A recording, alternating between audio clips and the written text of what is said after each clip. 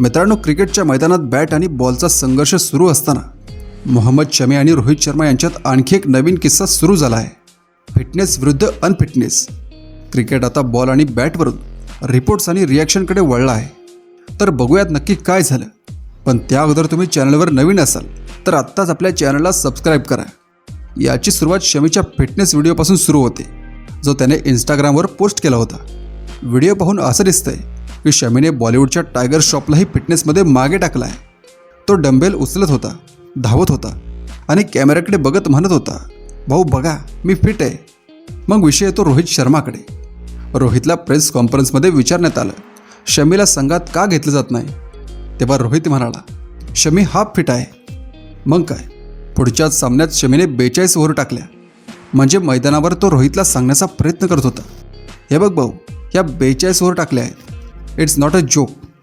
यानंतर सय्यद मुश्ताक अली T20मध्ये बॅटिंग करताना 17 बॉलमध्ये 32 रन्स केल्या. जणू काय तो सांगण्याचा प्रयत्न करत आहे की तुला जर बॉलिंगवर विश्वास नसेल तर बॅटिंगसुद्धा पहा. यानंतर रोहितही गप्प बसणार नव्हता. तो कॉन्फरन्समध्ये म्हणाला, आम्ही शमीकडे पाहत आहोत, पण त्याच्या गुडघ्याला सूज आहे. आता या म्हणण्याने शमीचा गुडघा हा आंतरराष्ट्रीय क्रिकेटमधील सर्वाधिक चर्चेचा विषय बनला आहे, असे सर्वांना वाटते.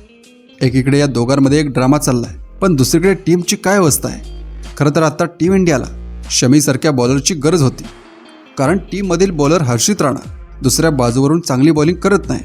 मागच्या टेस्टमध्ये हर्षितने एवढा मार खाल्ला की जणू बॉलसुद्धा म्हणत होता की मला विकेट कधी मिळणार आहे. दुसरीकडे शमी म्हणतोय, भाऊ मला एक संधी द्या, मी बुमराहबरोबर कांगारूंची बोलती बंद करेल.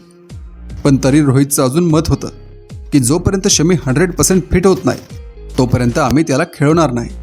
पण एकीकडे सोशल मीडियावर फॅन्स म्हणत आहेत, तर मग सय्यद मुश्ताक अली ट्रॉफीमध्ये कोण खेळत आहे, शमीचा डुप्लिकेट. हा किस्सा आणखी गरम झाला जेव्हा रोहित आणि शमीमध्ये जोरदार वाद झाल्याचे न्यूजपेपरचे म्हणणे आहे. यामध्ये असं दाखवलंय, रोहित म्हणत होता, भाऊ तुझा गुडघा सुजला आहे. शमी म्हणतोय, भाऊ ती जुनी गोष्ट आहे, आता मी पूर्णपणे ठीक आहे. या दोघांमधील ही चर्चा कधी संपणार आहे हे माहीत नाही. पण मित्रांनो, तुम्हाला काय वाटते, रोहित आणि शमीमध्ये ऑल इज वेल होईल की या वादामुळे टेस्टमध्ये नवा ट्विस्ट येईल? तुमचं मत मला कमेंटमध्ये सांगा.